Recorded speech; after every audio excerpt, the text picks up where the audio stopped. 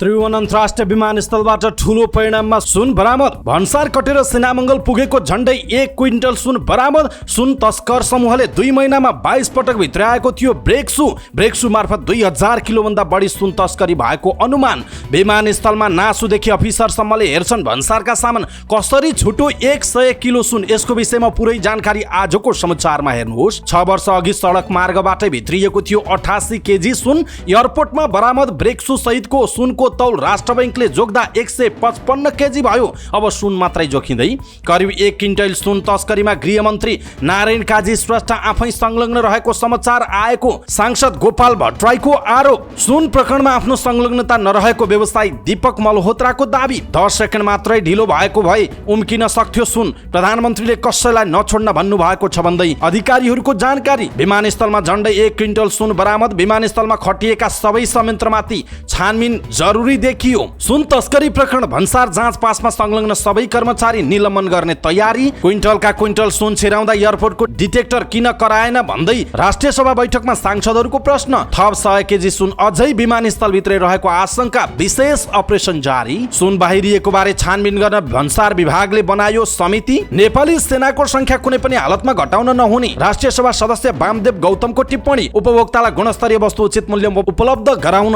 प्रतिबद्ध रहेको गृहमन्त्री नारायण काजी श्रेष्ठको भनाई। राष्ट्रपति रामचन्द्र पौडेलद्वारा अर्थ सम्बन्धी 3वटा विधेयक प्रमाणीकरण। विद्युतीय व्यापार विधेयक 2080 दफावार छलफल गर्न विधान व्यवस्थापन समितिमा पेश। सरकारले राष्ट्रिय अभिलेखालयका लागि आवश्यक जनशक्ति र प्रविधिको तत्काल व्यवस्था गर्नुपर्ने राष्ट्रिय सभाका सांसद माया प्रसाद शर्माको जिकिर। 11औं महाधिवेशनमा 10 लाख पार्टी सदस्य पुर्याउने नेकपा एमालेको संकल्प।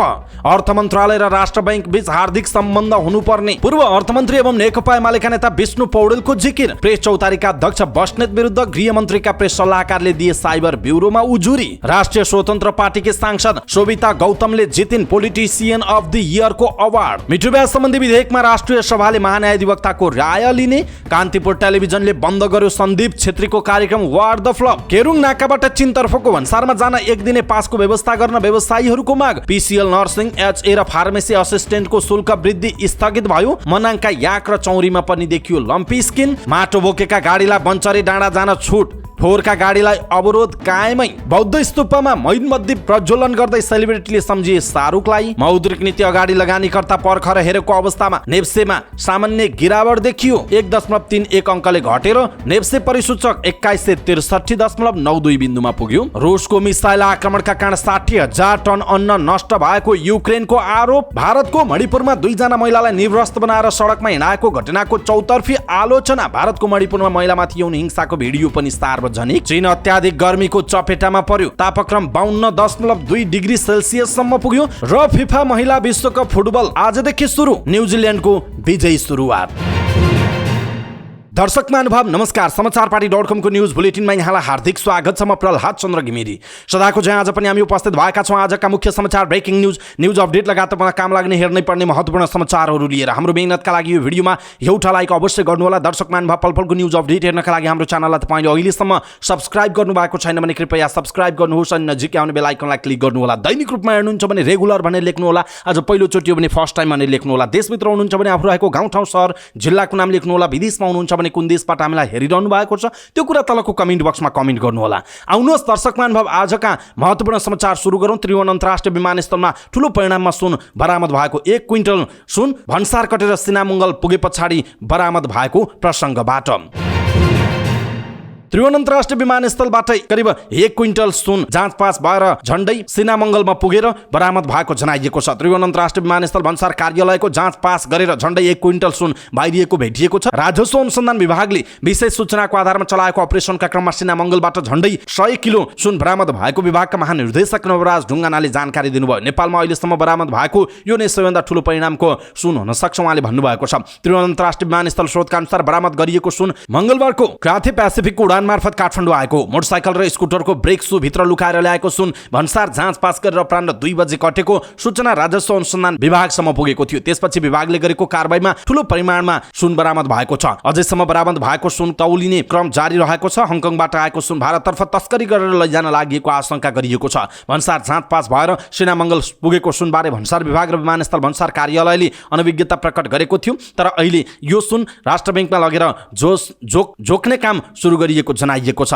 2074 सालमा चुनामणी उप्रेती गोरे नेतृत्वको समूहले युएईबाट 2074 माघ 9 मा ल्याएको 33 किलो सुन हराएको थियो। खोजीको क्रममा भरिया सन्मसाके मारिएपछि सुरु भएको अनुसन्धानपछि गम्भीर मोड लिएको थियो। त्यस क्रममा छानबिनका लागि गठन भएको चस्ते र समितिले गोरेको समूहले 4 वर्षमा झन्डै 38 क्विन्टल सुन तस्करी गरेको निष्कर्ष निकालेको थियो। यो प्रकरणमा प्रहरी अधिकारीहरू भन्सार कर्मचारीदेखि तस्करीमा ठूलो समूह ठूलो र्याकेट विरुद्ध मुद्दा चलेको थियो। त्यसैता नेपालमा सुन बरामद भएको थिएन। पछिल्लो 5 वर्ष यता सुन बरामदको दर हत्तै घटेका बेला राजस्व अनुसन्धान विभागले चलाएको अपरेसनका क्रममा झन्डै 100 किलो सुन बरामद भएको जनाइएको छ। दर्शक महानुभाव, देशकै सबैभन्दा ठूलो विमानस्थल अन्तर्राष्ट्रिय विमानस्थल त्रिभुवन अन्तर्राष्ट्रिय विमानस्थलबाट यति ठूलो मात्रामा सुन बरामद भएको छ। सँगसँगै भन्सार कार्यालयको जाँच पास कटेर पनि सुन सिनामङ्गलसम्म पुग्दा समेत जुन संयन्त्रले चाहिँ काम गरेको छ, जो यसमा संलग्न छन् उनीहरूलाई कडाभन्दा कडा कारबाही गर्नुपर्छ। हुन त एउटा छानबिन समिति गठन भएको छ र त्यसमा संलग्न कर्मचारीहरूलाई निलम्बनमा गर्नेसम्मको कुराहरू आइरहेको छ। अझै यस विषयमा हामी धेरै जानकारीहरू प्रस्तुत गर्दै जानेछौँ। तर नेपालको जुन भन्सार नाका छ, जुन मिलेमतो छ, मिलेमतो नभइकन यो काम हुनै सक्दैन। जस्तो मिलेमतो छ उनीहरूलाई तपाईँ के भन्नुहुन्छ आफ्नो कुरा कम्तीमा एउटा कमेन्ट तलको कमेन्ट बक्समा कमेन्ट गर्नुहोला। गृहमन्त्रीको पनि संलग्नता रहेको भनेर संसदमा पनि कुरो उठिसकेको छ। दर्शक महानुभाव, तपाईँ के भन्नुहुन्छ आफ्नो कुरा तलको कमेन्ट बक्समा कमेन्ट गर्नुहोला। यसैबीच बुधबार राजस्व अनुसन्धान विभागले त्रिभुवन अन्तर्राष्ट्रिय विमानस्थल भन्सार कार्यालयको जाँच पास क्षेत्र पास गरिसकेको झन्डै 1 क्विन्टल सुन बरामद गर्यो। राजस्व अनुसन्धान विभागले मोटरसाइकल र स्कुटरको ब्रेक सूभित्र लुकाएर ल्याएको सुन बरामद भएपछि सुन तस्करीको नयाँ शैली खुलासा भएको छ। करिब 1 अर्ब रुपैयाँ मूल्य बराबरको सुन रेडी ट्रेड प्राइभेट लिमिटेडले स्कुटरको ब्रेक सूभित्र राखेर ल्याएको पाइएको छ। केही बेर विभागको विशेष टिमले रेडी ट्रेडका सञ्चालक दिलीप भुजेल र अन्य 2 जनालाई नियन्त्रणमा लिइसकेका छन्। प्रारम्भिक सुनमा यसअघि पनि पटक पटक रेडी ट्रेडले ब्रेक सू आयात गरेको भेटिएको छ। त्रिभुवन अन्तर्राष्ट्रिय विमानस्थल भन्सार र 2 महिनामा करिब 22 पटक यस्तै ब्रेक सू आयातपछि सुरक्षा जाँच गरेर लगेको स्रोतले बताएको छ। यसले यसअघि पनि अहिलेकै शैलीमा सुन तस्करी भएको त थिएन भन्ने आशंका जन्माएपछि अधिकारीहरूको भनाइ छ। अनुसन्धान अधिकृतहरूका अनुसार अब त्यो कोणबाट पनि अनुसन्धान हुनेछ। यसअघि ब्रेक सू भनेर आयात हुँदा पनि आज जस्तै तरिका अपनाएको हुनसक्छ र हरेक पटकमा 100 किलोका दरले ब्रेक सू आएको हुनसक्छ। स्रोतले भनेको छ आज जुन अवस्थामा सुन भेटियो यसले 2000 किलोभन्दा धेरै सुन पछिल्लो 2 महिनामा भित्रिएको आशंका जन्माएको छ भनेर भनिएको छ। यसैबीच कुख्यात अपराधी चार्ल्स सोबराजले एकपटक भनेका थिए म नेपालको एयरपोर्टबाट हात्ती पनि छिराइदिन सक्छु। उनको त्यही भनाइलाई पुष्टि गर्दै त्रिभुवन अन्तर्राष्ट्रिय विमानस्थलबाट 100 किलो सुन भन्सार पास भयो। विमानस्थलबाट बाहिरिएर गन्तव्यमा लैजाने क्रममा राजस्व अनुसन्धान विभागको विशेष टोलीले उक्त सुन बरामद गरेको थियो। यस विषयमा अनुसन्धान जारी छ। तर सबैको मनमा उब्जेको प्रश्न हो यति ठूलो परिमाणमा ल्याइएको सुन भन्सार पास कसरी भयो? के कर्मचारीको सेटिङ बिना यो सम्भव छ? चीनबाट कार्गो गरी ल्याइएको स्कुटरको पार्ट्समा सुन लुकाइएको भेटिएको थियो। रेडी ट्रेड प्रणालीले 8 वटा कार्टुनमा हालेर ब्रेक सूका नाममा सुन भित्राएको हो। उक्त सुन जुलाई 16 देखि 17 सम्म त्रिभुवन अन्तर्राष्ट्रिय विमानस्थलको गोदाममा बसेको थियो। जुलाई 18 2022 मा गोदामबाट एक्सरे भएर सुन बाहिरिएको देखिन्छ। सामान पास गराउने भन्सार प्रतिनिधिले 3 जना भन्सार एजेन्टको कार्ड प्रयोग गर्ने गरेको स्रोतले बताएको छ। विदेशबाट ल्याइएका सुन लामो प्रक्रिया पूरा गरेर मात्र त्रिभुवन विमानस्थलबाट छुट्ने गर्छ। विदेशबाट सामान आएपछि सम्बन्धित एयरलाइन्सले त्रिभुवन अन्तर्राष्ट्रिय विमानस्थलको गोदाममा ल्याइदिन्छ। त्यसपछि सामान आयातकर्ताले भन्सार एजेन्ट वा भन्सार प्रतिनिधिलाई आफ्नो सामान भन्सार जाँच पास गर्न जिम्मा दिने गर्छन्। आयातकर्ताले भने अनुसार सामान भन्सार पास जाँच गराउने भन्सार एजेन्ट वा प्रतिनिधिले प्रज्ञापन पत्र भरेर भन्सारमा दिन्छन्। त्यसमा नै सामान कसको हो, के सामान छ, कति छ र कुन गाडीबाट गन्तव्यमा लाने हो भन्ने कुरा उल्लेख भएको हुन्छ। त्यसै अनुसार भन्सार कार्यालयको सिस्टमले मेसिनबाट सामान भर्ने अनुसार ठिक छ कि छैन भनेर हेर्ने गर्छ। त्यसपछि भन्सारको जाँचकीले सामान रुजु गरेर हेर्ने गर्छन्। भन्सारको जाँचकीले प्रज्ञापन पत्रमा उल्लेख भए अनुसारको सामान छ भनेपछि पुनः भन्सारका नासो अफिसर र प्रमुख भन्सार अधिकृतले पनि आयातकर्ताले उल्लेख गरेको सामान ठिक छ कि छैन भनेर हेर्ने गर्छन्। त्रिभुवन अन्तर्राष्ट्रिय विमानस्थलले एक्सरे गरेर अवैध सामान छैन भन्ने यकिन गरेर मात्रै सामान जाँच पास हुने विमानस्थल भन्सार कार्यालयका प्रवक्ता अम्बिक खनालले बताउनु भएको छ। एक्सरेमा नदेखाउने गरेर सुनमा कुनै केमिकल प्रयोग गरेको वा तरिका अपनाइएको भनेर अध्ययन अनुसन्धान भइरहेको उहाँको भनाइ छ। सुन बरामद प्रकरणमा हालसम्म 6 जनालाई पक्राउ गरिएको छ। एयरपोर्ट भन्सार गेटबाट सुन बोकेको बा 2 ज 2324 नम्बरको ट्याक्सी ट्याक्सीलाई बुधबार साँझ 6 बजे नियन्त्रणमा लिएको हो। सुन ओसार प्रसारमा संलग्न आरोपमा दोलखा मेलुङ गाउँपालिका 3 घर भई हाल काठमाडौँ स्वयम्भू बस्ने 53 वर्षीय राजकुमार भुजेल, मेलुङ 3 घर भई हाल काठमाडौँ साँखु बस्ने 21 वर्षका दिलीप भुजेल, भोजपुर अरुण गाउँपालिका 4 घर भई हाल बुढा नीलकण्ठ बस्ने 49 वर्षीय हर्कराज राई र भारत घर भई हाल काठमाडौँको पानी पोखरी बस्ने भारतीय नागरिक वर्ष 53 का थाप्तेन छिरिङलाई पक्राउ गरिएको छ। अन्य 2 जनाको नाम नखुलेको जनाइएको छ। दर्शक महानुभाव, विमानस्थल नासुदेखि अफिसरसम्मले हेर्छन् भन्सारका सामान कसरी छुट्यो? 100 किलो सुन, धेरै प्रश्नहरू उब्जिएको छ। सेटिङ बिना यो कसरी सम्भव हुन सक्छ भन्ने प्रश्न पनि उब्जिएको छ। यसप्रति तपाईँको धारणा के छ? आफ्नो कुरा तलको कमेन्ट बक्समा कमेन्ट गर्नुहोला। तर नेपालकै इतिहासमा सबैभन्दा ठूलो परिमाणमा तस्करीको सुन बरामद भएको छ। हवाई मार्गबाट आएको सुन ब्रेक सु भित्र लुकाइएको अवस्थामा भन्सार पास भएर बाहिरिन लागेको अवस्थामा राजस्व अनुसन्धान विभागले बरामद गरेको। तर 6 वर्ष अघि सडक मार्गबाटै 88 केजी सुन भित्रिएको इतिहास पनि नेपालमा रहेको छ। यतै 2074 भदौमा ठमेलमा रोकिराखेको गाडीभित्र 88 केजी सुन बरामद भएको थियो। नेपालको इतिहासमा तस्करीको एकैपटक बरामद भएको त्यही सबैभन्दा ठूलो सुन हो। उक्त सुन चीनबाट रसुवा नाका हुँदै सडक मार्ग भएर नेपाल भित्रिएको थियो। चिनिया गिरुवाले नेपालीसँग मिलेर उक्त सुन काठमाडौँसम्म ल्याइ पुर्याएको जनाइएको थियो। साँझ ल्याएर पार गरिएको गाडीबारे प्रहरीले सुराङ्की पाएको थियो। 2074 भदौ 19 गते रोकिराखेको गाडीलाई काठमाडौँ उपत्यकाका विभिन्न प्रहरी युनिटले रातभर निगरानी गरे पनि त्यसलाई लिन कोही नआएपछि तत्कालीन अपराध महाशाखाले टेकु स्थित कार्यालयमा ल्याएर खानतलासी गरेको थियो। त्यसक्रममा फल्स बटम बनाएर ल्याइएको अवस्थामा ठूलो परिमाणमा सुन बरामद भएको थियो। उक्त सुन काठमाडौँ होटल इनका सञ्चालक चिनिया नागरिकको भएको पाइएको थियो। उनीहरूले होटलकै गाडीलाई चीनबाट सुन ल्याउन प्रयोग गरेको बुझिएको थियो। त्यसो त एयरपोर्टमा बरामद भएको ब्रेक सु सहितको सुनको तौल राष्ट्र बैंकले जोग्दा 155 केजी भएको जनाइएको छ।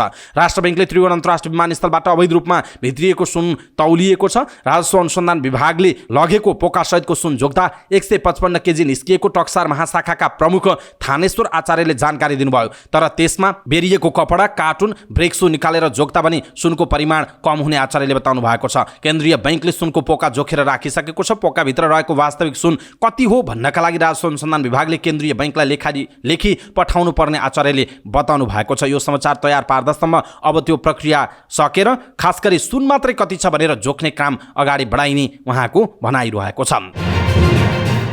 यसैबीच राष्ट्रिय सभाका सांसद गोपाल भट्टराईले करिब 1 क्विन्टल सुन प्रकरणमा गृहमन्त्री नारायण काजी श्रेष्ठ आफै संलग्न रहेको आरोप लगाउनु भएको छ। राष्ट्रिय सभाको बैठकको शून्य समयमा बोल्दै उहाँले गृहमन्त्री नारायण काजी श्रेष्ठ र पूर्व सभामुख कृष्णबहादुर महराको नाम समेत सो प्रकरणमा मुछिएको समाचार आएको टिप्पणी गर्नुभयो। सांसद भट्टराईले सो प्रकरणमा ठूलाहरू नै संलग्न रहेकाले निष्पक्ष छानबिन हुने विश्वास समेत आफूलाई नभएको बताउनुभयो। उहाँले सुन तस्करहरूले राज्य सञ्चालनमा हस्तक्षेप गरिरहेको आवाज आफूलाई भइरहेको उहाँले बताउनु भएको छ। भट्टराईले जनताको ध्यान एकातिर मोडेर मुलुकमा सुन तस्करी गर्ने क्रम बढिरहेको जिकिर गर्दै त्यसलाई नियन्त्रण गर्न सरकार गम्भीर नभएको पनि आरोप लगाउनु भएको छ। दर्शक महानुभाव, राष्ट्रिय सभामा सांसद गोपाल भट्टराईले भने जस्तो कृष्णबहादुर महरा र गृहमन्त्री नारायण काजी श्रेष्ठको संलग्नता भनेर आएको भन्ने विषय जसरी उहाँले भन्नुभएको छ, कतै आफै संलग्न रहेर अरूलाई पन्छाउने काम भएको हो अथवा साँच्चै नारायण काजी श्रेष्ठ र कृष्णबहादुर महरा नै यसमा संलग्न होलान्? तपाईलाई के लाग्छ? कहिलेकाहीँ आफूले गरेको गल्ती लुकाउनका लागि अरूलाई आरोप लगाउने पनि नेपालीहरूमा प्रचलन छ। सांसदले आफ्नो सेटिङमा कोही कसैसँग संलग्नता भएको बुझे पछाडि कतै गृहमन्त्रीलाई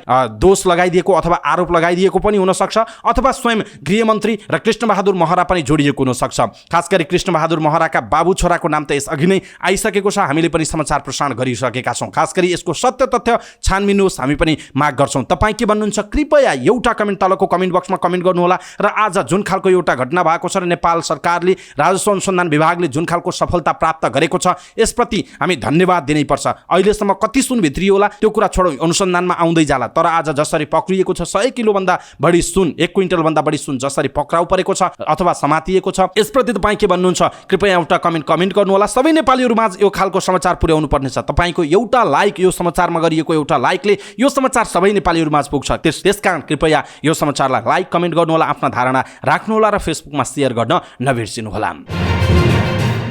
व्यवसायी दीपक मल्होत्राले त्रिभुवन अन्तर्राष्ट्रिय विमानस्थलबाट भित्रिएको 1 क्विन्टल सुन तस्करी प्रकरणमा आफ्नो संलग्नता नरहेको स्पष्ट पार्नु भएको छ। काठमाडौँमा पत्रकार सम्मेलन गर्दै उहाँले यस्तो बताउनु भएको हो। उहाँले सुन ल्याउने गिरोहलाई उम्काउनका लागि आफ्नो नाम जोडेर भ्रम फैलाएको बताउनु भयो। उहाँले सुन तस्करी प्रकरणमा आफ्नो कुनै पनि संलग्नता नरहेको दाबी गर्दै प्रमाणित भए कानुन बमोजिम भोग्नुपर्ने सबै सजाय भोग्न तयार रहेको पनि उल्लेख गर्नुभयो। उहाँले विभिन्न सञ्चार माध्यममा आफ्नो नाम र तस्बिर राखेर झुटो समाचार प्रकाशित गरेको भन्दै आफ्नो जीवनमाथि नै प्रहार भएको बताउनु भयो। उहाँले आफ्नो नाम जोडेर र तस्बिर छापेर समाचार प्रकाशन गर्ने सञ्चार माध्यमहरूले खण्डन छाप्दै माफी नमागी कानुनी उपचारमा जाने बताउनुभयो। व्यवसायी मोल हात्राले चोरी तस्करी गरिरहेका व्यवसायीले मिडियालाई प्रयोग गर्दै आफू विरुद्ध गलत समाचार प्रकाशित गर्न लगाएको आशंका पनि व्यक्त गर्नुभएको छ। दर्शक महानुभाव, यसप्रति तपाईँ के भन्नुहुन्छ आफ्नो कुरा तलको कमेन्ट बक्समा कमेन्ट गर्नुहोला।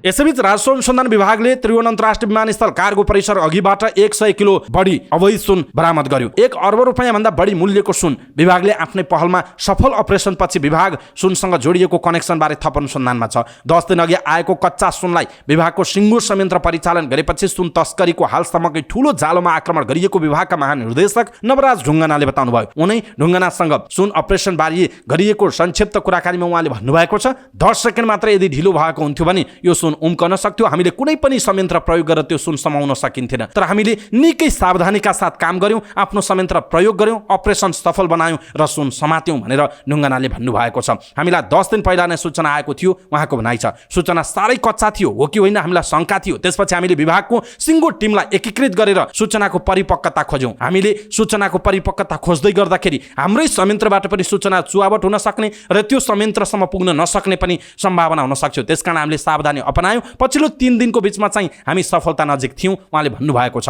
सुन समाउँदाको दृश्य अलिकति बयान गरिदिनुहोस् न भनेर अनलाइन खबरले गरेको प्रश्नमा उहाँले भन्नुभएको छ, विमानस्थलमा सुन भित्रिएको भन्सार पास हुने प्रक्रिया र बाहिर पठाउन सक्ने विमानस्थलका सबै बिन्दुमा हामीले सिभिलमा विभागको सम्पूर्ण जनशक्ति परिचालन गरेका थियौं। विमानस्थलको यात्रु गेटदेखि कार्गो क्षेत्रभित्रका र बाहिरमा हामी कडा निगरानीमा थियौं। विभागका निर्देशकहरू सडकमा रेकी गरेर बसेका थिए। अत्यन्त गोप्य अपरेसन थियो। सुन कार्गो बिल्डिङबाट बाहिर गेटमा आइपुगेर सडकमा पुगेपछि हामीले समातेका हौं। 10 सेकेन्ड मात्रै ढिलो भएको भए सुन बोकेको ट्याक्सी निस्कन सक्ने अवस्था थियो, उहाँको भनाइ छ। विमानस्थल प्रशासन, सुरक्षा निकाय र भन्सार यो अनुसन्धानमा संलग्न थिएनन्। हामीलाई प्राप्त सूचना अनुसार यो अपरेसन हामीले गोप्य गर्नुपर्ने थियो। यत्रो ठूलो अपरेसन विभाग एक्लैले गर्न सम्भव थियो? यो हाम्रो अति विशेष अपरेसन हो। सुन पास गराउन सूचना चोइने आशंकामा पनि यस्तो गरिएको हो। यो कुरामा प्रधानमन्त्रीज्यू जानकार हुनुहुन्छ। उहाँले जस्तोसुकै परिस्थितिमा अगाडि बढ्नुहोस् भन्ने आदेश दिनुभएको छ। विभागका योग्य र दक्ष हाम्रा निर्देशकहरू, कर्मचारीहरू यो सफलताको भागीदार हुनुहुन्छ। पक्राउ परेकाबाट केही थप रहस्य खुलेको छ, केही ठूला मान्छेको नाम जोडिएको विषय के हो खुल्दैछ, केही नयाँ कुरा पक्कै आउँछ। हामी अनुसन्धान गरिरहेका छौं। थप बोल्न मिल्दैन, यो अनुसन्धानकै चरणमा छ। भन्सार प्रशासनले यो कुरा कति बेला थाहा पायो? हामीले सुन बरामद गरेपछि परीक्षणका लागि भन्सार विभागको ल्याबमा लैजाँदा मात्र जानकारी दिएका हौं। उहाँहरूले सुन प्रमाणित गरिदिएर पत्र दिनुभएको छ। यही वस्तु पटक पटक आयात भएको देखिएको छ। यो संगठित तस्करी थियो भन्ने प्रश्नमा उहाँले भन्नुभयो, हामीले प्राप्त गरेको सूचना निकै सूक्ष्म ढङ्गले अनुसन्धान गरिरहेका थियौं, जसमध्ये एउटा क्लू थियो। सुन अरू कुनै वस्तुमा लुकाएर ल्याइन्छ र त्यो वस्तु व्यक्तिले बोक्ने भनेर भनिन्छ। त्यो वस्तु 154 किलो छ र यसलाई 22 फुट भनिएको छ। 154 किलोको वस्तु एउटा मान्छेले बोकेर जान त सकिन्न। त्यसपछि यही वस्तु सुन हो भन्नेमा निश्चित भयौं र हामीले 7 वटा आर्कमा कडा निगरानी गर्यौं। अन्तमा ट्याक्सीमा सामान लोड भएर फुत्किनै लाग्दा समातियो। यही ट्याक्सी हो समाउँ भन्दा ऊ सडकको पिचमा पुगिसकेको थियो, उहाँको भनाइरहेको छ। यसरी 10 सेकेन्ड मात्रै ढिलो भएको भए उम्किन सक्थ्यो भनेर जसरी राजस्व अनुसन्धान विभागका महानिर्देशक नवराज ढुङ्गानाले भन्नुभएको छ, यसप्रति तपाईँ के भन्नुहुन्छ? आफ्नो कुरा तलको कमेन्ट बक्समा कमेन्ट गर्नुहोला। दर्शक महानुभाव, विमानस्थलमा झन्डै 1 क्विन्टल सुन बरामद गरिएको छ। यसरी हेर्दाखेरि विमानस्थलमा खटिएको सबै संयन्त्रमाथि अब छानबिनको जरुरी रहेको बताइएको छ। खास गरी भन्सार जाँच पास गरेर करिब 100 किलो सुन बाहिरिनुले विमानस्थलको आन्तरिक प्रणालीमाथि नै ठूलो प्रश्न चिन्ह खडा भएको विज्ञहरूले पनि बताएका छन्। केन्द्रीय अनुसन्धान ब्युरो CIB का पूर्व निर्देशक राजेन्द्र सिंह भण्डारीका अनुसार विमानस्थलको सबै जाँच पास गरेर 100 किलो सुन बाहिरिनुले विमानस्थल भित्रको सबै संयन्त्रमाथि छानबिन आवश्यक रहेको जानकारी दिनुभयो। यो फेरि यो सानो परिमाणमा आएको सुन होइन। यत्रो ल्याउनका लागि कुनै साँठगाँठ बिना कोही किन तयार हुन्छ? पूर्व प्रहरी अतिरिक्त महानिरीक्षक AIG समेत रहनुभएका भण्डारीले आशंका गर्नुभयो। त्यसैले विमानस्थलभित्र प्रहरी भन्सारदेखि लिएर अन्य सबै संयन्त्रका कर्मचारीमाथि पनि छानबिन आवश्यक देखिएको छ, उहाँको भनाइ छ। हाल विमानस्थलमा प्रविधिको पनि विकास भएर walk through, x-ray, CC camera, metal detector लगायत राखिए पनि सबै जाँच कसरी पार भयो भन्नेमा अनौठो देखिएको उहाँले बताउनु भएको छ। दर्शक महानुभाव, विमानस्थलमा खटिएको सबै संयन्त्रमाथि छानबिन जरुरी रह्यो भन्ने पूर्व जुन अधिकृत हुनुहुन्छ, यसप्रति तपाईँ के भन्नुहुन्छ? आफ्नो कुरा तलको कमेन्ट बक्समा कमेन्ट गर्नुहोला।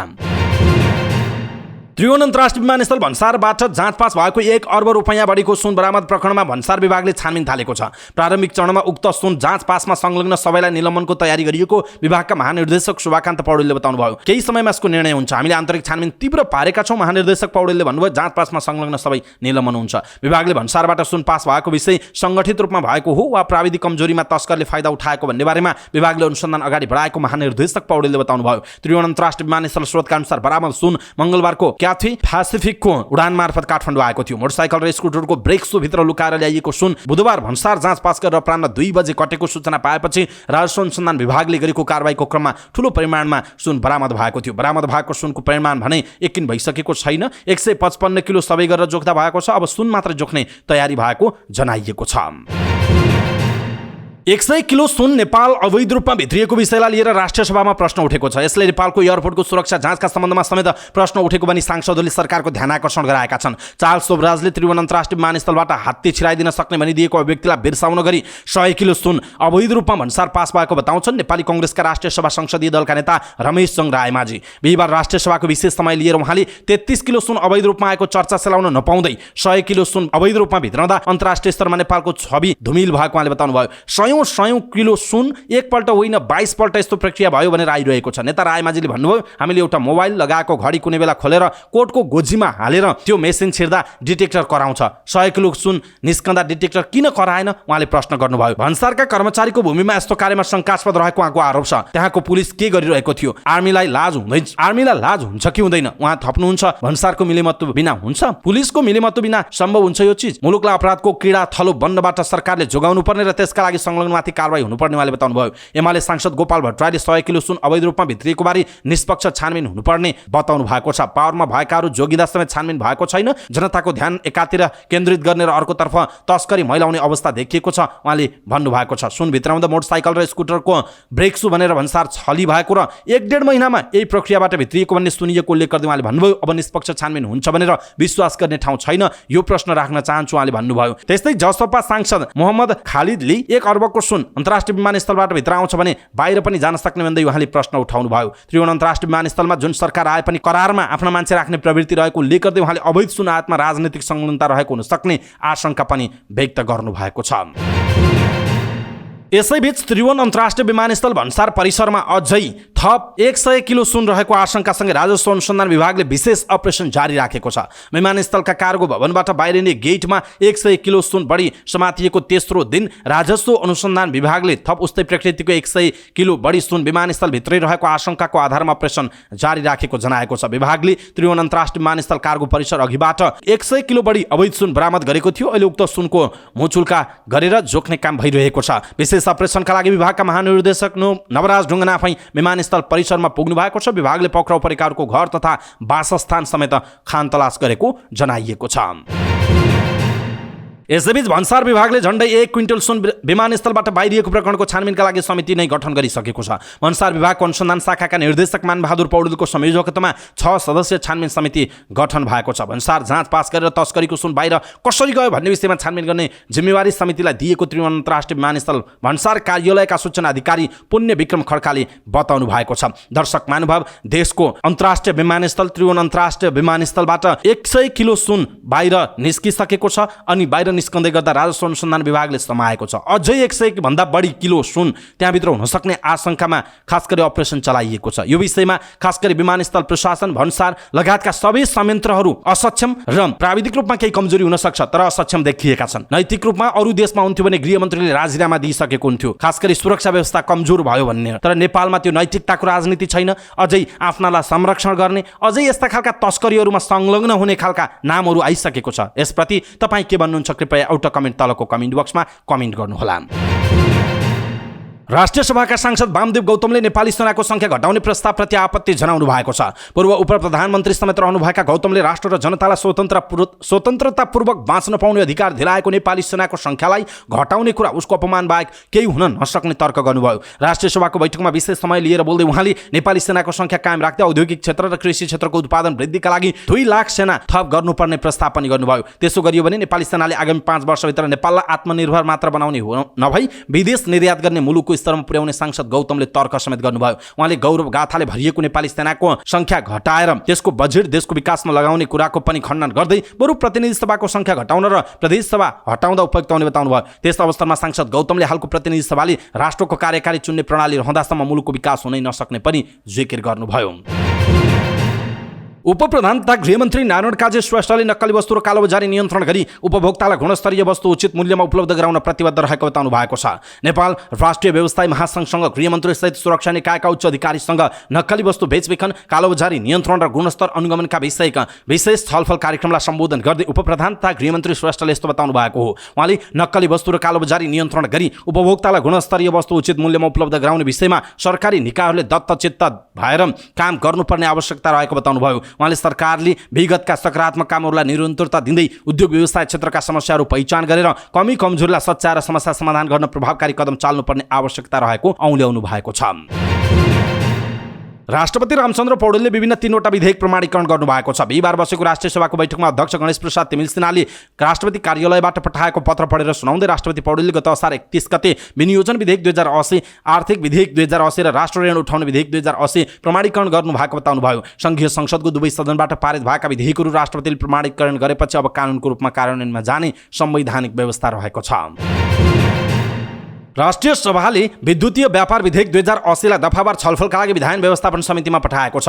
राष्ट्रिय सभाको बैठकमा सो विधेयक दफावार छलफलका लागि विधायन व्यवस्थापन समितिमा पठाउने प्रस्ताव सर्वसम्मतिले स्वीकृत भएको छ। बैठकमा उद्योग वाणिज्य तथा आपूर्ति मन्त्री रमेश रिजालले सो विधेयक दफावार छलफलका लागि विधायन व्यवस्थापन समितिमा पठाउने प्रस्ताव पेश गर्नुभएको हो। राष्ट्रिय सभाको अर्को बैठक साउनको 11 गते बिहिबार बिहान 11:01 बस्ने गरी बोलाइएको जनाइएको छ। राष्ट्रिय सभाका सांसद मायाप्रसाद शर्माले राष्ट्रिय अभिलेखालयका लागि आवश्यक जनशक्ति र प्रविधिको तत्काल व्यवस्था गर्न सरकारसँग माग गर्नुभएको छ। राष्ट्रको ऐतिहासिक महत्त्वका सम्पदाहरूको संरक्षण गरिरहेको सो अभिलेखालय आर्थिक समस्याको मारमा परिरहेको उल्लेख गर्दै त्यसको व्यवस्था पनि गर्न सरकारले ढिलाइ गर्न नहुने उहाँले बताउनु भएको छ। राष्ट्रिय सभा बैठकको शून्य समयमा बोल्दै सांसद शर्माले सो अभिलेखालयको भौतिक संरचनाको पुनर्निर्माणमा पनि सरकारले जोड दिनुपर्ने बताउनु भएको छ। नेकपा एमाले 11औं महाधिवेशनमा 10 लाख गुणस्तरीय सदस्य पुर्याउने संकल्पमा पार्टी लागिरहेको जनाएको छ। संगठन विभागका प्रमुख काशीनाथ अधिकारीले प्रेस विज्ञप्ति जारी गर्दै अर्को महाधिवेशनमा 10 लाख सदस्य बनाउने संकल्पमा एमाले रहेको बताउनुभयो। वक्तव्य मार्फत अधिकारीले पार्टी सदस्यता घटेको नभएर विगतको त्रुटि सच्याउने काम भइरहेको पनि उल्लेख गर्नुभएको छ। 10औं महाधिवेशनमा एमाले पार्टी सदस्य 8 लाख पुगेको जनाएको थियो, तर त्यो संख्या वास्तविक नरहेको एमाले प्रस्ट्याएको छ। पार्टी सदस्यता नवीकरण हुनु कम हुनुमा यसपटक लिएको नयाँ नीतिले पनि काम गरेको उहाँले भन्नुभएको छ। पूर्व अर्थमन्त्री एवं नेकपा एमालेका नेता विष्णु पौडेलले अर्थ मन्त्रालय र नेपाल राष्ट्र बैंक बीच हार्दिक सम्बन्ध हुनुपर्ने बताउनु भएको छ। अर्थ समितिको बैठकमा बोल्दै पौडेलले यस्तो बताउनुभयो। अर्थ मन्त्रालय र राष्ट्र बैंक बीच हार्दिक सम्बन्ध हुनुपर्छ, सम्बन्ध राम्रो छैन भन्ने सन्देश गयो भने त्यसले विश्वासको वातावरण गर्दैन उहाँको भनाइ छ। नेपालको अर्थतन्त्र नतिजा स्वीकार गर्न सक्ने तर प्रक्षेपण पत्याउन नसक्ने अवस्थामा रहेको बताउनुभयो। विगतलाई फर्केर हेर्दा कुनै पनि प्रक्षेपण विश्वास नहुने किसिमको भएको पौडेलको भनाइ छ। मौद्रिक नीति रोजगारी सृजना र उत्पादन वृद्धिमा केन्द्रित हुनुपर्ने उहाँले बताउनुभयो। खराब कर्जा र कालो सूचीको संख्या बढ्दै गएकाले यसप्रति पनि ध्यान दिन उहाँले आग्रह गर्नुभयो। उपप्रधान एवं गृहमन्त्री नारायण काजी श्रेष्ठका प्रेस सल्लाहकार कमल गिरीले फेसबुक मार्फत भ्रामक प्रचार गरेको भन्दै प्रेस चौतारी नेपालका अध्यक्ष गणेश बस्नेत विरुद्ध साइबर ब्युरोमा उजुरी दिनुभएको छ। अध्यक्ष बस्नेतले आफूलाई सूचना आएको भन्दै 2080 साल साउन 4 गतेको फेसबुक स्टाटसमा उपप्रधानमन्त्री एवं गृहमन्त्री नारायण काजी श्रेष्ठमाथि सुन पास गराएको आरोप लगाएकाले उजुरी दिएको गिरीले बताउनु भएको छ। गृहमन्त्री श्रेष्ठको व्यक्तिगत निष्ठा, आचरण र नैतिकतामाथि सामाजिक सञ्जालमा अतिरञ्जित भ्रम सृजना गरेको, सुशासन र गुणात्मक प्रशासनिक सुधारमा अनवरत लागेको, गृह प्रशासन नेतृत्वलाई हिलो छ्याप्ने काम गरेको र गृहमन्त्रीले अगाडि बढाएका कामलाई अवरुद्ध गर्ने नियत बोकेको उजुरीमा उल्लेख छ। सल्लाहकार गिरीले गृहमन्त्रीप्रति झुटो र कपोकल्पित आरोप निर्माण गर्ने बस्नेतलाई साइबर कानुन अन्तर्गत आवश्यक कारबाही गर्न साइबर ब्युरोलाई अनुरोध गरेर आफूले उजुरी दिएको उहाँले बताउनु भएको छ। राष्ट्रिय स्वतन्त्र पार्टीकी सांसद Shobhita Gautam young world politician of the year award जित्नु भएको छ। अवार्डका लागि शोभितासँगै चिलीका महिला तथा लैङ्गिक समानता समता मन्त्री एन्टोनिया कस्मिका लगायत विभिन्न देशका 15 सांसद मेयर लगायतलाई सर्ट लिस्टमा राखिएको थियो। संस्थाले सर्ट लिस्टमा समावेश मध्ये 5 जनालाई अवार्ड प्रदान गर्दै आएको छ। आयोजक वन यङ वर्ल्डका अनुसार प्रतिस्पर्धीहरू मध्येबाट 27 वर्षीय शोभिता गौतमसँगै क्यानाडाकी एरिनले कायाबागा, अस्ट्रेलियाकी आयोर मकुर चुओट र न्युजिल्यान्डका मोको तोपानी र बेल्जियमका स्यामुअल कोगोलातीले अवार्ड हात पारेको जनाइएको छ। संस्थाले नेपाली इतिहासमा प्रतिनिधि सभामा प्रत्यक्ष निर्वाचित सबभन्दा कान्छी सांसद र रासोपाको संस्थापक सदस्यको रूपमा गौतमलाई सर्ट लिस्टमा छनौट गरेको थियो। अनुचित लेनदेन मिटरब्याज सम्बन्धी विधेयकमा राष्ट्रिय सभाले महान्यायाधिवक्ता कार्यालयको राय लिने भएको छ। राष्ट्रिय सभाको कार्यव्यवस्था परामर्श समितिको बैठकमा राष्ट्रिय सभा अध्यक्ष गणेश प्रसाद तिमिल सिन्हाले महान्यायाधिवक्ता कार्यालयको राय लिएर विधेयक अगाडि बढाउन उपयुक्त हुने बताउनु भएको छ। छलफलमा सत्तारूढ दल नेपाली कांग्रेस र नेकपा माओवादी केन्द्रले बिहीबार नै मिटरब्याज सम्बन्धी विधेयक अगाडि बढाउने प्रस्ताव राखेको थियो। प्रमुख प्रतिपक्ष दल नेकपा एमाले भने प्रतिस्थापन विधेयक सामान्य विधेयक झैं नै अगाडि बढाइएको उल्लेख गर्दै थप छलफल आवश्यक भएकोमा जोड दिएको थियो। एमाले थप छलफल गर्नुपर्ने प्रस्ताव गरेपछि राष्ट्रिय सभा अध्यक्ष तिमिल सिन्हाले महान्यायाधिवक्तालाई कार्यव्यवस्था परामर्श समितिको बैठकमा आमन्त्रण गर्न प्रस्ताव राख्नुभयो, जस अनुसार साउनको 7 गते दिउँसो 3 बजे कार्यव्यवस्था परामर्श समितिको बैठक राख्ने र उक्त बैठकमा महान्यायाधिवक्तालाई आमन्त्रण गर्ने तय भएको राष्ट्रिय सभाका अध्यक्षको सचिवालयले जनाएको छ। कान्तिपुर टेलिभिजन एचडीले प्रसारण गर्दै आइरहेको कार्यक्रम वार द फ्लपको उत्पादन तथा प्रसारण रोकिएको छ। टेलिभिजनले बिहीबार सूचना जारी गर्दै महिलाको स्वाभिमान र समाजको चेतनालाई सम्मान गर्दै कार्यक्रमको उत्पादन र प्रसारण पूर्णतः रोकिएको जनाएको छ। गत असार 23 गते शनिबार प्रसारित उक्त कार्यक्रमको एपिसोडमा अभिनेता पल शाहसँग होस्ट सन्दीप छेत्रीले अन्तर्वार्ता लिएका थिए। उक्त अन्तर्वार्तामा महिलालाई मजाकको विषय बनाइएको भन्दै सामाजिक सञ्जालमा व्यापक आलोचना भएको थियो। आलोचनापछि कान्तिपुर टेलिभिजनले उक्त एपिसोडलाई हटाएको थियो। बिहीबार जारी सूचनामा कान्तिपुर टेलिभिजनले वार द फ्लपको ठाउँमा चाँडै नै नयाँ उत्कृष्ट कार्यक्रम ल्याउने जनाएको छ। अभिनेता समेत रहेका होस्ट छेत्रीले सञ्चालन गर्दै आएको यो कार्यक्रम पटक पटक विवादमा पर्दै आएको छ। यसअघि मधेसी समुदायलाई मजाक गरेको भन्दै व्यापक विरोध समेत भएको थियो। केरुङ नाकाबाट चीनतर्फको भन्सारमा जानका लागि एक दिनको पास व्यवस्था मिलाउन व्यवसायीहरूले गृहमन्त्री नारायण काजी श्रेष्ठसँग माग गरेका छन्। नेपाल राष्ट्रिय व्यवसाय महासंघसँग गृहमन्त्री सहित सुरक्षा निकायका प्रमुख सहित नक्कली वस्तु बेचबिखन, कालोबजारी नियन्त्रण र गुणस्तर अनुगमनका विषयमा छलफल कार्यक्रममा व्यवसायीहरूले यस्तो माग गरेका हुन्। उनीहरूले सरकारले केरुङ नाका हुँदै आउने 700 कन्टेनर थन्किएर बसेको जुत्ता चप्पल भन्सारमा पास गर्न सहजीकरण गर्न माग गरेका छन्। नेपाल राष्ट्रिय व्यवसाय महासंघका संस्थापक अध्यक्ष नरेश कटुवालले चीनतर्फको केरुङ नाकाबाट चीनतर्फ जान लागेका नेपाली व्यवसायीहरूलाई एक दिनको पासको व्यवस्था मिलाइदिन माग गरिएको बताउनु भयो। उहाँले चीनबाट केरुङ नाका हुँदै आउने जुत्ता चप्पल भन्सार नाकामा रोकिएर बसेकाले सरकारले सहज रूपमा नेपाल ल्याउने वातावरण बनाउन गृहमन्त्री नारायण काजी श्रेष्ठलाई अनुरोध गरिएको बताउनु भयो। उहाँले चीनबाट आउने जुत्ता चप्पलको ब्रान्ड र गुणस्तरमा समस्या भएको भन्दै 700 कन्टेनर नाकामा थन्किएर बसेको भन्दै सरकारले भन्सार पास गर्न पहल गर्न सहजीकरणका विषयमा पनि छलफल भएको बताउनु भयो। उहाँले बजारमा नक्कली र सक्कली वस्तुहरूको बिक्री वितरण नियन्त्रण गर्न पनि माग गर्नुभयो। उहाँले पछिल्लो समय नेपालभित्र नै धेरै वस्तुहरू चोरी पैठारी रूपमा भित्रिएकाले चोरी पैठारी नियन्त्रण गर्नु सरकारसँग माग गर्नु भएको छ। उहाँले भन्सार नाकाहरूबाट हुने माल वस्तुहरूको चोरी पैठारी तत्काल अन्त्य गर्न आवश्यक रहेको भन्दै उद्योगी व्यवसायीहरू सरकारलाई सहयोग गर्न तयार रहेको पनि उहाँले बताउनु भएको छ।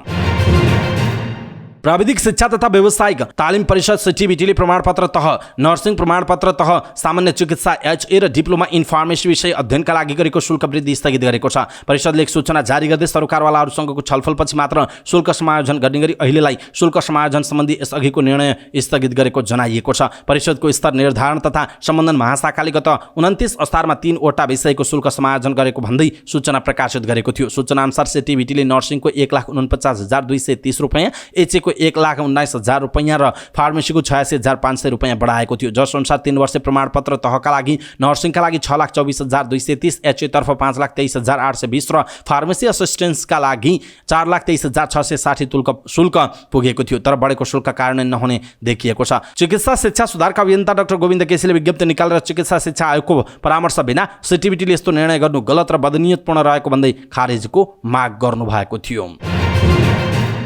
हिमाली जिल्ला मनाङका पशुमा लम्पी स्किनको संक्रमण फैलाउँदै गएको छ। जिल्लामा पहिलो पटक असारको 24 गते पशुमा संक्रमण देखिएको थियो। जिल्लाका पशुमा अहिलेसम्म लम्पी स्किनबाट 236 गाई, गोरु र 1 संक्रमित भएको भेटेरिनरी अस्पतालका विज्ञ केन्द्रका प्रमुख डाक्टर नारायण कुसुमले जानकारी दिनुभयो। उहाँका अनुसार 89 गाई, 96 गोरु र 51 याक, नाक, झोपा र चौरी लम्पी स्किनबाट संक्रमित भएको जनाइएको छ। भेटेरिनरी अस्पतालले 2000 डोज खोप लगाइसकेको छ। नार्पा भूमि गाउँपालिकामा बाहेक नासो गाउँपालिकामा 36, चामे गाउँपालिकामा 96 र मनाङ निस्याङ गाउँपालिकामा 114 पशुमा संक्रमण देखिएको जनाइएको छ। चामे स्थित थाना चोक, मनाङ निस्याङको हुम्दी स्थित क्युपार र नासो 2 को नाचे आलुबारीका पशुमा पनि संक्रमणको जोखिम देखिएको जनाइएको छ।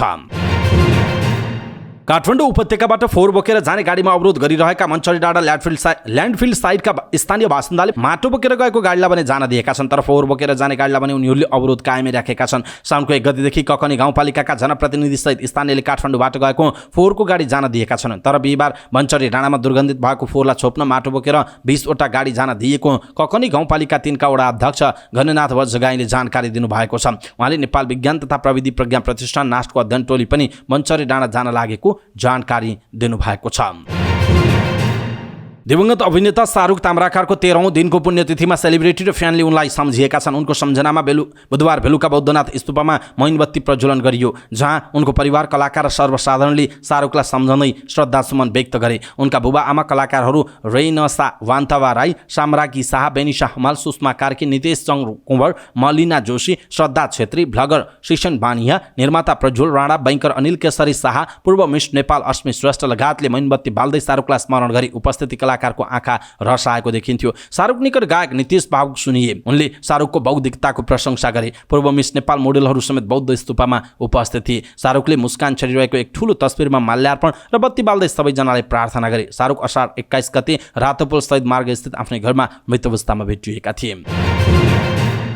मौद्रिक नीति अगाडि लगानीकर्ता भर्खर हेरेको अवस्थामा रहँदा साताको अन्तिम कारोबारको दिन शेयर बजारमा सामान्य गिरावट आएको छ। दिनभर उतार चढावको अवस्थामा रहेको बजार 1.31 अङ्कले घटेर 2163.92 बिन्दुमा झरेको छ। यो 0.06% को मात्र गिरावट हो। घट्दो बजारमा पनि व्यापार, उत्पादन तथा प्रशोधन उपसूचकका लगानीकर्ताले कमाएका छन्। व्यापार उपसूचक 6.35% ले बढेको छ। बिहीबार 264 धितोपत्रको 54,954 कारोबारबाट 84,24,108 किता शेयर किनबेच हुँदा 3 अर्ब 5 करोड 24 लाख रुपैयाँको कारोबार भएको छ। विशाल बजार कम्पनी र लिवेटी इनर्जीको कारोबार सकारात्मक सर्किट लेभलमा भएको छ। अपर हेवाखाला बोटलर्स नेपाल, दौलती पावर कम्पनी सहितका धितोपत्रको मूल्य पनि धेरैले बढेको छ। सिटिजन्स म्युचुअल फन्ड र कुमारी इक्विटी फन्डको मूल्य नकारात्मक सर्किट लेभलमा घटेको छ। शिवम सिमेन्ट, सोल्टी होटल, हिमालयन लाइफ इन्स्योरेन्स, ज्योति विकास बैङ्कको धेरै कारोबार भएको जनाइएको छ।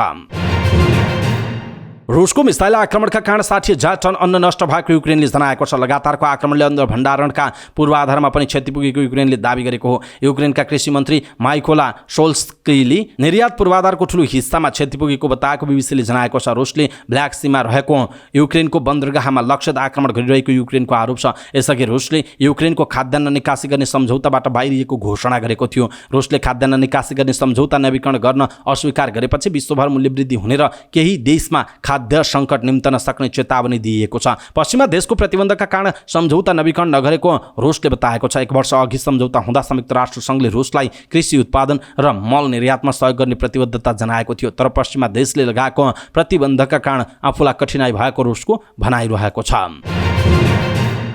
भारतको मणिपुरमा 2 जना महिलालाई निर्वस्त्र बनाएर सडकमा हिँडाएको घटनाको चौतर्फी आलोचना भएको छ। केही महिनादेखि जातीय हिंसा भइरहेको मणिपुरमा 2 जना महिलालाई निर्वस्त्र बनाएर सडकमा झुलाएको तथा यौन दुर्व्यवहार गरेको भिडियो बुधबार सार्वजनिक भएको हो। यो घटनालाई लिएर धेरैले सरकारको चर्को आलोचना गरेका छन्। सांसद असदुद्दिन ओवैसीले प्रधानमन्त्री नरेन्द्र मोदीले कसरी देश चलाइरहेका छन् भन्ने कुरा भिडियोले पुष्टि गरेको बताएका छन्। कांग्रेस आइका अध्यक्ष मल्लिकार्जुन खड्गेले मणिपुरमा मानवीयता मरेको भन्दै प्रधानमन्त्री मोदीले कहिले माफी पाउन नसक्ने बताएका छन्। यसैबीच भारतीय प्रधानमन्त्री नरेन्द्र मोदीले दोषीलाई उन्मुक्ति नदिने बताएका छन्। मोदीले घटनाबारे बताउँदै आफ्नो मन पीडाले भरिएको र देशकै अपमान भइरहेकोले दोषीलाई उन्मुक्ति नदिने बताएका छन्। विपक्षीहरूले लामो समयदेखि प्रधानमन्त्री मोदीले मणिपुरमा नबोलेकोमा प्रश्न उठाउँदै आएकोमा हिंसाबारे प्रधानमन्त्री मोदीले पहिलो पटक बोलेका हुन्। महिलामाथि यौन दुर्व्यवहारको भिडियोको पुष्टि गर्दै मणिपुर प्रहरीले यी महिलाहरू मे 4 मा मणिपुरको थौबल जिल्लामा यौन दुर्व्यवहारको शिकार भएको बताएको छ। प्रहरीका अनुसार घटनामा नचिनेका व्यक्ति विरुद्ध अपहरण, सामूहिक बलात्कार र हत्याको मुद्दा दर्ता गरिएको छ। प्रहरीले दोषीलाई पक्राउ गर्न सक्दो प्रयास गरिरहेको बीबीसी हिन्दीको खबरमा उल्लेख छ।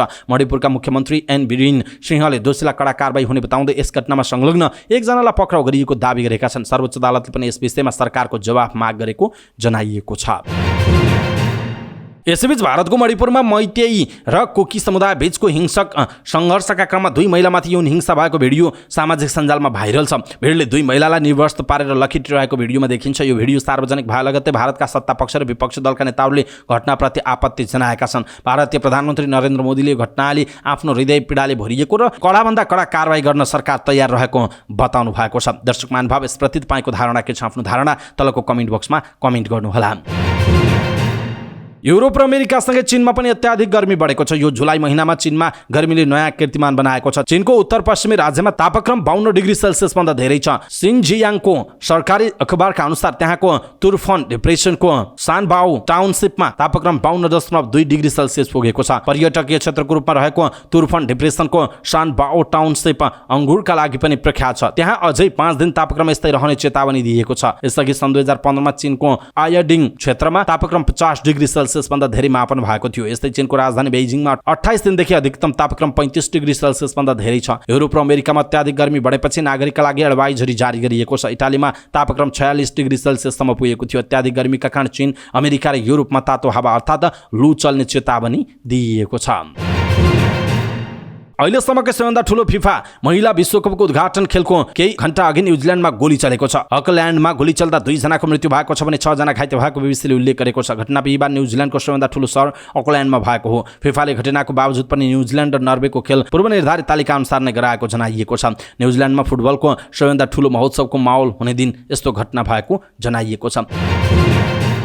यसैबीच फिफा महिला विश्वकप फुटबल आजदेखि सुरु भएको छ। त्यस्तै अस्ट्रेलिया र आयरल्यान्ड अब खेल्दैछन् भने खेलको सुरुवातमा न्युजिल्यान्डले विजयी सुरुवात गरेको छ। फिफा महिला विश्वकप 2023 मा न्युजिल्यान्डले विजयी सुरुवात गरेको हो। बिहिबार घरेलु मैदान इडेन पार्कमा भएको उद्घाटन खेलमा न्युजिल्यान्डले नर्वेलाई 1-0 गोलले हराएको। न्युजिल्यान्डका लागि खेलको 48औं मिनेटमा हाना विल्किन्सनले गोल गरेकी हुन्। यो जितसँगै समूह ए मा रहेको न्युजिल्यान्डले 3 अङ्क जोडेको छ। यस्तै समूह बी मा रहेको अर्को आयोजक अस्ट्रेलिया र रिपब्लिक अफ आयरल्यान्ड खेल्दैछन्। सिडनीमा रहेको स्टेडियम अस्ट्रेलियामा यो खेल हुने जनाइएको छ। 14 अगस्त 20 तारिकसम्म हुने विश्वकपमा 32 टोलीको सहभागिता रहेको छ। सहभागी टोलीलाई 8 समूहमा विभाजन गरिएको छ। हरेक समूहका शीर्ष 2 टोली प्री क्वार्टर फाइनलमा पुग्नेछन्। फाइनल खेल सिडनीमा रहेको स्टेडियम अस्ट्रेलियामा हुने जनाइएको छ।